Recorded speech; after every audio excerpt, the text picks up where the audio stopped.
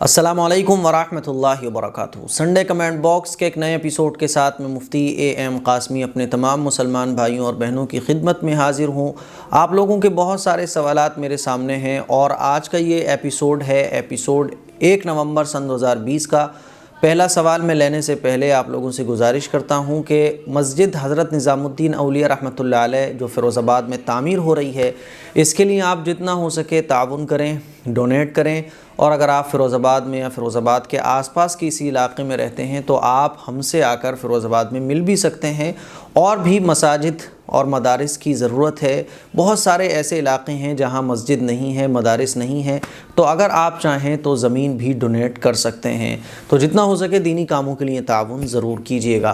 पहला सवाल मेरे सामने है मोहम्मद इम्तियाज़ अंसारी साहब का और ये पूछते हैं, मुफ्ती साहब मेरे 2 सवाल हैं। क्या झूठे पानी से वज़ू कर सकते हैं? जवाब ज़रूर दीजिएगा। झूठा पानी किसका? अगर किसी इंसान का झूठा पानी है तो नो प्रॉब्लम, कोई उसमें शक वाली बात ही नहीं है। इसी तरह से वो जानवर जो पालतू होते हैं जैसे कि बकरा, बकरी है ना, इसी तरह से कबूतर हैं और भी बहुत सारी चीज़ें पाली जाती हैं। तो अगर किसी ऐसे जानवर का जिस जानवर का गोश्त खाया जाता है, भैंस है, गाय है, तो ऐसे जानवरों के झूठे पानी से भी वज़ू किया जा सकता है। बिल्ली पालतू होती है तो बिल्ली के बारे में मसला ये है कि अगर वो चूहा खा कर आई है और उसके मुंह में खून लग रहा है, फिर वो पानी को झूठा कर देती है, तो फिर उस पानी से वज़ू करना जायज़ नहीं होगा।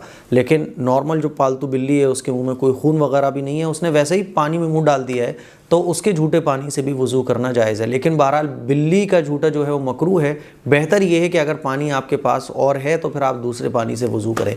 तो ये कुछ डिटेल थी झूठे पानी से, झूठे पानी के मुताल्लिक़। आसमा खातून अगला सवाल पूछती हैं, मुफ्ती साहब मेरे कई सवाल हैं, प्लीज़ इस संडे कमेंट बॉक्स में मेरे सवालों को ज़रूर शामिल कीजिएगा। बहन ने 3 सवाल हैं, 3 सवाल पूछे हैं। नंबर 1, हम नमाज़ पढ़कर अभी मुसल्ले पर बैठकर तस्बीह पढ़ रहे हैं और पैर दर्द होने की वजह से मुसल्ले पर ही फैला लेते हैं, तो पैर का रुख किबले की तरफ हो जाता है, तो क्या ये सही है या गलत? प्लीज़ बताएँ। देखिए, अगर आपको कोई प्रॉब्लम नहीं है तो आप घूम सकती हैं लेफ़्ट साइड में, राइट साइड में या अपनी बैक साइड में। तो अगर कोई प्रॉब्लम नहीं है तो आप घूम भी सकती हैं और घूम के आप पैर फैला लें लेफ़्ट साइड की तरफ, राइट साइड की तरफ, नो प्रॉब्लम। लेकिन अगर इतनी माजूर है, कोई अगर इतना माजूर है, इतनी प्रॉब्लम है कि वो घूम भी नहीं सकता है, तो नो प्रॉब्लम, वो पैर सीधे फैला सकता है, कोई परेशानी वाली बात इसमें नहीं है। रही बात ये कि इशराक की नमाज़ पढ़नी होती है इसलिए उठ भी नहीं सकते, तो देखिए आप उठ सकते हैं इशराक की नमाज़ के लिए। फ़जर की नमाज़ के बाद आप बैठे हुए तो जगह बदल सकते हैं, इसमें कोई हरज नहीं है, ठीक है। ये जो कहा गया है ना हदीस में कि वो अपनी जगह बैठा रहे, इसका मतलब ये है कि वो दीनी कामों में लगा रहे। उलमा ने इसकी तशरीह में लिखा है इस हदीस की कि फ़जर की नमाज़ के बाद से लेकर इशराक की नमाज़ तक बैठना, इसका मतलब ये कि दीनी कामों में लगे रहना। इसलिए कभी कोई, जैसे कि आपको अगर उठने की ज़रूरत पड़ी तो आप जगह बदल सकते हैं, इसमें कोई प्रॉब्लम वाली बात नहीं है। नंबर 2, वज़ू का पानी वाले बर्तन में हाथ डालकर वज़ू करने से वज़ू सही नहीं होता। वज़ू के पानी में हाथ डालकर आप वज़ू कर सकते हैं, कोई प्रॉब्लम नहीं है। कोई बर्तन है और मग वगैरह नहीं है निकालने के लिए पानी, तो आप उस बर्तन में हाथ डालकर भी वज़ू कर सकते हैं। हाथ डालने से जो है पानी नापाक नहीं होता है। अगर आपके हाथ में कोई नापाकी लग रही है, फिर आपने हाथ डाला पानी में, तो वो नापाकी पानी में चली जाएगी, तो पानी नापाक हो जाएगा। लेकिन अगर आपका हाथ साफ़ है तो आप पानी में हाथ डालकर भी वज़ू कर सकते हैं। हाथ डालने से पानी नापाक नहीं होता है।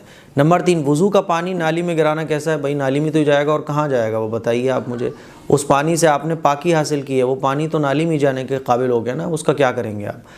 नाज़मीन वारसी, इन्होंने 5 सवाल पूछे हैं और इन्होंने लिखा है कि मैं 5th टाइम आपसे सवाल कर रही हूँ, प्लीज़ इस बार रिप्लाई ज़रूर दें।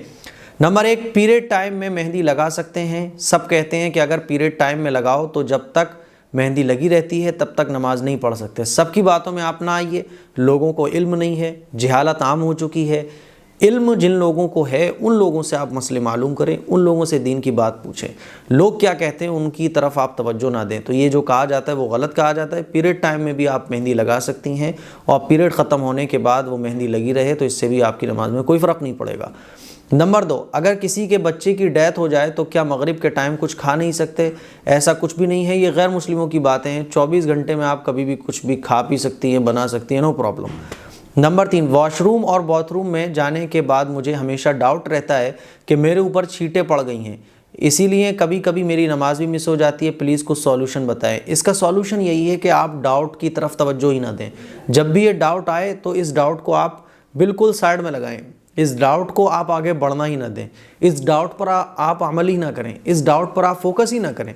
जब ये डाउट दिल में आया, आप इसको साइड में लगाएंगी और इस डाउट पर अमल नहीं करेंगी, इस डाउट से आप डाउट में नहीं आएंगी, तो फिर ये डाउट ख़त्म हो जाएगा। वरना ये डाउट बढ़ते चले जाते हैं और फिर आदमी शक की बीमारियों में मुब्तला हो जाता है, वहम की बीमारियों में मुब्तला हो जाता है और कंडीशन इतनी ख़राब हो जाती है कि फिर वो वज़ू करता है तो उसको ये लगता है कि मैंने वज़ू नहीं किया, गुस्ल करता है तो उसको ये लगता है मैंने गुस्ल नहीं किया, वो टॉयलेट जाता है तो उसको ये लगता है इस्तिंजा ठीक से नहीं हुआ, तो फिर वो शक की बीमारियों में मुब्तला हो जाता है। टंकी की टंकी लोग खाली कर देते हैं, घंटों के घंटों लोग गुस्ल और वज़ू करते रहते हैं, लेकिन तसल्ली नहीं होती है। इसीलिए ये जो डाउट आए तो डाउट से आप नापाक नहीं होंगी। याद रखिएगा, डाउट से कोई भी नापाक नहीं होता जब तक कि यकीन ना हो जाए। इतना यकीन कि आप कसम खाकर कह सकें कि हाँ मेरे ऊपर छींटें आई हैं, तब आपके ऊपर ज़रूरी होगा कि आप जाके वॉशरूम जाएं, बाथरूम जाएं और गुस्ल वगैरह करें, उस हिस्से को धोएं जहाँ छींटें लगी हुई हैं। लेकिन सिर्फ डाउट से जो है आपके ऊपर आपकी पाकी पर कोई फ़र्क नहीं पड़ने वाला है। इसीलिए ये तो बहुत बीमारी है और ये बढ़ जाएगी तो आपके लिए बहुत दिक्कत खड़ी हो जाएगी। इसीलिए हमेशा डाउट रहता है, इसीलिए आप डाउट पर अमल मत करें। डाउट आ रहा है तो आने दें। ये शैतानी प्रॉब्लम होती है, शैतानी धोखा होता है और शैतान का एक चाल होती है कि वो माइंड को डिस्टर्ब करके हमें इबादत से दूर करना चाहता है। इसीलिए आप डाउट पर अमल ना करें, डाउट पर फोकस ही ना करें। नंबर 4, मेरे रूममेट हिंदू हैं और टॉयलेट के बाद पानी नहीं लेते हैं और पैर भी नहीं धोते हैं, तो जब भी वो बेड पर बैठते हैं मुझे लगता है कि नापाक हो गया। प्लीज़ कोई सॉल्यूशन बताएं। किसी भी गैर मुस्लिम के बेड पर बैठने से, चादर पर, बेडशीट पर बैठने से, सोफ़े पर बैठने से वो चीज़ नापाक नहीं होती है। तो ये लगता है ना आपको, तो मुझे लगता है कि नापाक हो गया। तो मैंने आपको बताया कि ये जो लग रहा है ना, इस लगने को आप लगाएं ना। ये जो डाउट आपको हो रहा है, ये जो शक आ रहा है, इस पर आप अमल ना करें, इस पर फोकस ना करें। वो लग रहा है तो उसको लगने दें, साइड में हटाएं, वरना ये बीमारी है और बढ़ जाएगी। इसीलिए जो आपको लग रहा है, तो लगने से कोई चीज़ नापाक नहीं होती जब तक कि चादर पर, बेडशीट पर कोई नापाकी ना लगे। आप देख रही हो कि ये नापाकी लग गई है, ठीक है, तब वो नापाक होगी, वरना हमें लग रहा है, दिल में खटक आ रही है, इससे कोई भी चीज़ नापाक नहीं होती है। नंबर 5, फेस पर बहुत झाई, ब्लैक मार्क हो गए हैं, कोई वजीफ़ा बताएं। फेस पर बहुत झाई, ब्लैक मार्क, अच्छा, झाइयाँ अगर आपके चेहरे पर हो गई हैं तो आप खजूर खाएं और इसी तरह से जैतून का जो तेल है वो भी चेहरे पर लगाएं और रात में जल्दी सोने की आदत बनाएं, ज़्यादा टेंशन ना लें। यास्मीन खान अगला सवाल पूछती हैं, मुफ्ती साहब मैं मस्जिद में कुछ देना चाहती हूँ, कैसे दे सकती हूँ, आप प्लीज़ मुझे बताइएगा। देखिए मैंने अकाउंट नंबर दे रखा है, आप डिस्क्रिप्शन चेक कर लें और जो अकाउंट नंबर दिया गया है उसमें जो है आप डोनेट कर सकती हैं। बहुत जल्द इंशाल्लाह मैं आप लोगों को, जब मस्जिद की नमाज़ शुरू हो जाएगी और तामीरी काम पूरा मुकम्मल हो जाएगा, तब मैं आपको क्लिप बनाकर ज़रूर दिखाऊँगा। मुझे भी इंतज़ार है और मुझे ये भी पता है कि आप लोगों को भी बहुत इंतज़ार है। और अगर आप हज़रात चाहें तो फ़िरोज़ाबाद में आकर भी डोनेट कर सकते हैं, नो प्रॉब्लम, ठीक है। अगला सवाल मोहम्मद फैज़ान साहब पूछते हैं, मुफ्ती साहब, कासमी साहब, मेरी बीवी ने आपकी वीडियोस के बारे में बताया और अब मैं भी आपकी वीडियोस हमेशा देखता हूँ। जज़ाकुमुल्लाहु अहसन जज़ा, अल्लाह ताला आपके इल्म में बरकत अता फ़रमाए और आपको सिरात मुस्तकीम पर चलने की तौफ़ीक़ इनायत फ़रमाए। मुफ्ती साहब प्लीज़ मेरे सवाल का जवाब ज़रूर दें। इन्होंने तकरीबन 3-4 सवाल पूछे हैं जिनके जवाबात मैं आपको देने जा रहा हूँ। नंबर 1, अगर मुँह के अंदर पान, तंबाकू वगैरह हो या बीड़ी सिगरेट पीते हुए अल्लाह का नाम ले सकते हैं और सफ़र वगैरह या खुसूसी दुआ कर सकते हैं।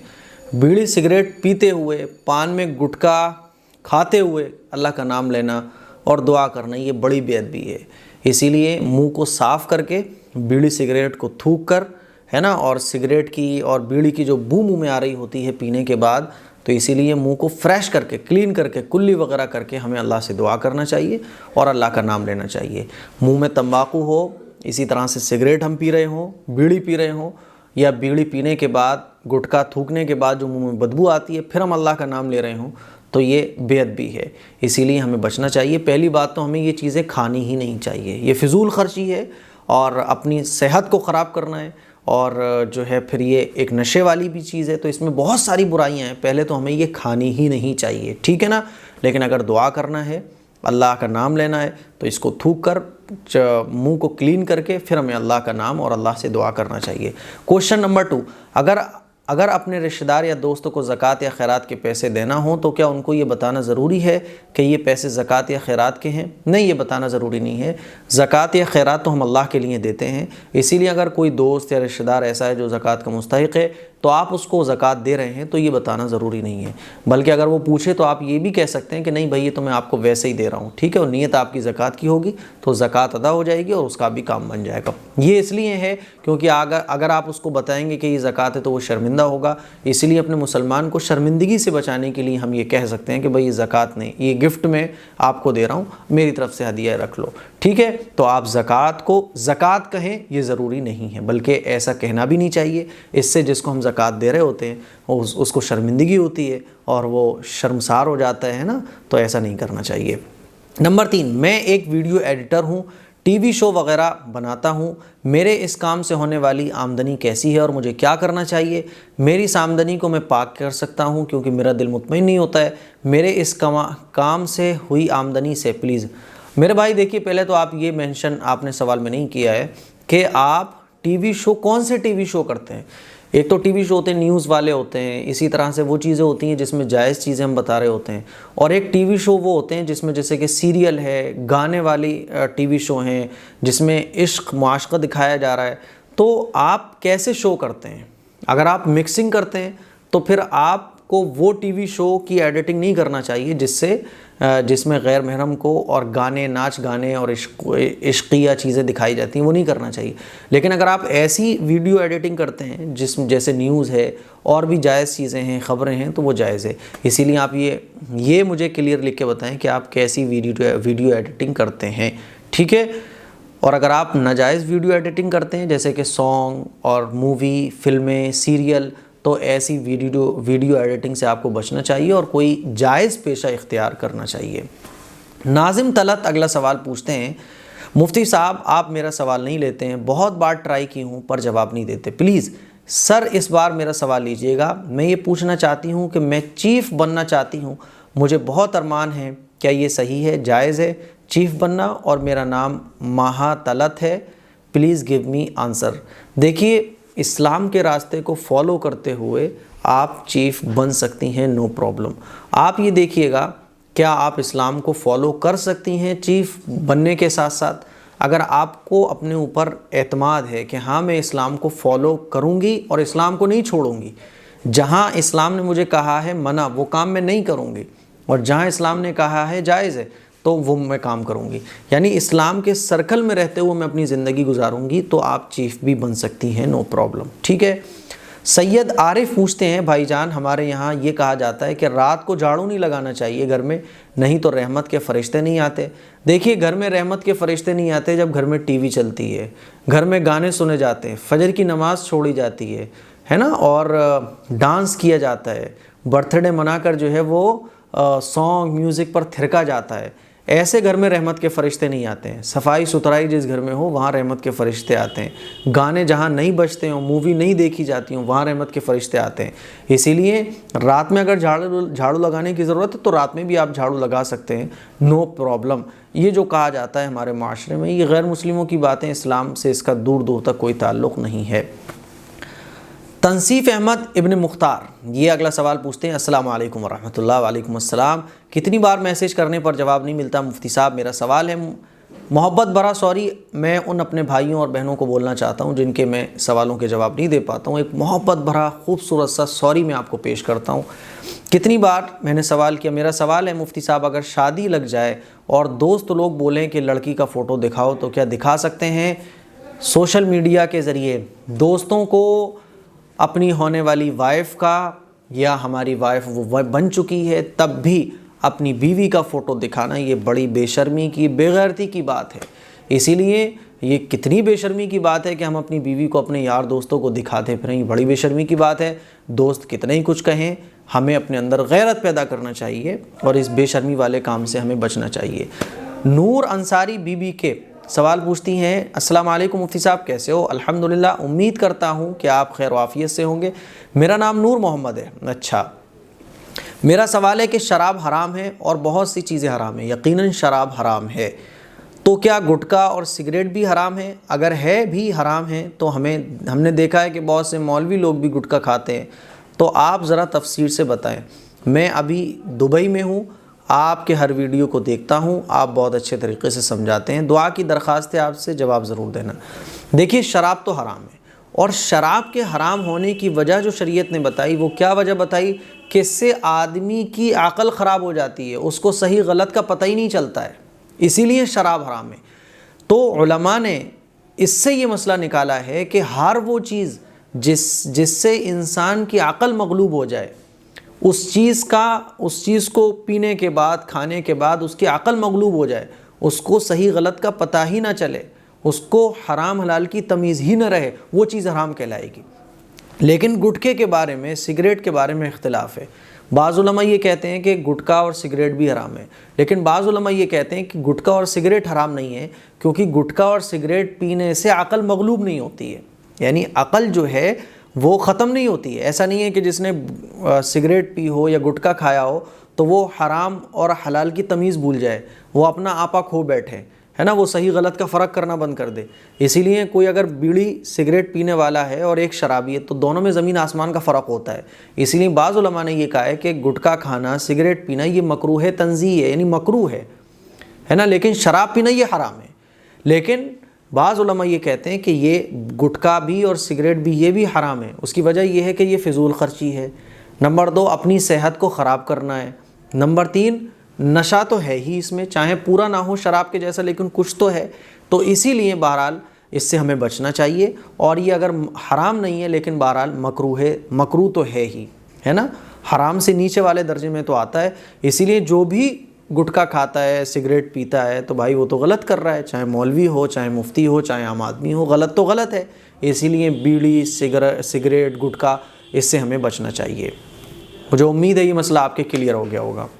सादिक खान अगला सवाल करते हैं, मैं आपकी बहुत सारी हार्दिक चुका हूँ, मैं आपकी सारी संजू की हार्दिक चुका हूँ। सवाल ही आपका क्लियर नहीं समझ में आ रहा है। खैर, बहुत कुछ सीख चुका हूँ, मैं आपके बहुत सारे सवाल कर चुका हूँ, आप मेरे सवाल का जवाब देते नहीं हैं। एक मोहब्बत भरा सॉरी मैं आपको बोलना चाहता हूँ। प्लीज़ आज मेहरबानी करके संडे कमेंट बॉक्स में ज़रूर मेरा सवाल शामिल कीजिएगा। नमाज नहीं पढ़ने वालों को क्या जन्नत उसको हराम है? अच्छा, क्या नमाज जो लोग नहीं पढ़ते हैं उन पर जन्नत हराम है? तो याद रखिएगा, अगर कोई मुसलमान है और वो नमाज नहीं पढ़ता है तो यकीनन वो बहुत बड़ा गुनाह कर रहा है। हुज़ूर अलैहिस्सलातु वस्सलाम के इरशाद है कि जिसने नमाज को छोड़ा उसने मुझे तकलीफ़ पहुँचाई, जिसने नमाज को पढ़ा उसने मेरी आँखों को ठंडक पहुँचाई। और नमाज जो है ये जहन्नम से बचाने का ज़रिया है। नमाज जहन्नम से बचाती है, अल्लाह के करीब करती है। जो नमाज नहीं पढ़ता है वो गुनहगार है, और जो मुसलमान है, बेनमाजी है, तो वो सज़ा भुगतने के बाद जन्नत में दाखिल होगा। इसीलिए जन्नत हराम तो है, ज़ाहिर है, जो बेनमाजी है उस पर जन्नत हराम है, लेकिन सज़ा भुगतने के बाद वो मुसलमान जो बेनमाजी होता है वो जन्नत में दाखिल होगा। गुलफ्शा बानो अगला सवाल पूछती हैं, मुफ्ती जी मेरा सवाल ये है कि मेरे घर में शिरकिया काम होते हैं और हम चाहकर भी कुछ नहीं कर सकते क्योंकि मेरी कोई बात नहीं सुनेगा, तो हम ऐसी हालत में क्या करें? और भी बहुत सारे गुनाह के काम होते हैं, और आखिर में गुजारिश है कि मेरी औलाद नहीं है, उसके लिए दुआ कर दें। सबसे पहले तो सभी व्यूअर्स से, अपने तमाम मुसलमान भाइयों और बहनों से मैं कहना चाहूँगा कि अपनी इस बहन के लिए हम सब लोग आज दुआ करें कि अल्लाह ताला इनको नेक साले औलाद से नवाजे और इनकी झोली को भी अल्लाह ताला भर दे। आज सभी हज़रात दुआ अपनी इन बहन के लिए ज़रूर कीजिएगा। रही बात ये कि आपके घर में कोई आपकी बात नहीं मानता है, तो आप अपनी बात को मत मनवाएं। आप जो है अल्लाह के नबी सल्लल्लाहु अलैहि वसल्लम की हदीस घर वालों को सुनाएं, सुन्नत पर ख़ुद अमल कीजिए, अपने घर वालों को भी हुजूर की सुन्नतें बताते रहिए, अमल मत करवाइए। आप ये मत कहिए कि इस पर अमल करो, आप ये बताओ कि अल्लाह के नबी की सुन्नत ये है, हमारे नबी ने ये फरमाया। मेरी कोई आप हदीस सुने मुझसे, वो हदीस अपने घर वालों को आप बता दें कि देखो अल्लाह के नबी ने फरमाया कि खाना दस्तरखान पर खाओ, खाना सीधे हाथ से खाओ, दुआ पढ़ना सुन्नत है। तो सुन्नत जो है आप अपने घर वालों को बताइए, बताते रहिए। आपका काम है बताना, आपका काम हिदायत पिलाना नहीं है, आपका काम अमल कराना नहीं है। जब आप इस तरह से बताती रहेंगी, सुन्नत जब आप बताती रहेंगी, हुजूर की हदीस बताती रहेंगी, तो इंशाअल्लाह एक दिन दिल ज़रूर बदलेगा। और अल्लाह से दुआ कीजिएगा, ठीक है। डायरेक्ट आप अगर ये कहेंगे आप घर पे कि ये भी गलत, ये भी गलत, ये भी गलत, ये भी गलत, तो कोई नहीं मानेगा। इसीलिए आप सबसे पहले तो खुद अमल कीजिए और उसके बाद अपने घर वालों को आप सुन्नत बताते रहिए कि भाई हमारे नबी की ये सुन्नत है, हमारे नबी की ये सुन्नत है, सुन्नत पर अमल कीजिए, करवाइए। इंशाल्लाह एक दिन वो आएगा और खूब अल्लाह से दुआ कीजिएगा, एक दिन वो आएगा कि सब लोग आपकी बात मानेंगे और आपके घर में जितने भी गलत काम होते हैं वो सब के सब ख़त्म हो जाएंगे। तो ये संडे कमेंट बॉक्स के कुछ सवालात थे जिनके जवाबात मैंने आप लोगों के सामने दिए। इस क्लिप को शेयर करें, दूसरों तक पहुँचाएँ। दुआओं की गुजारिश है, अपना सवाल संडे कमेंट बॉक्स के लिए इसी क्लिप के कमेंट बॉक्स में कमेंट ज़रूर कीजिएगा। अस्सलामु अलैकुम वरहमतुल्लाहि वबरकातुहू।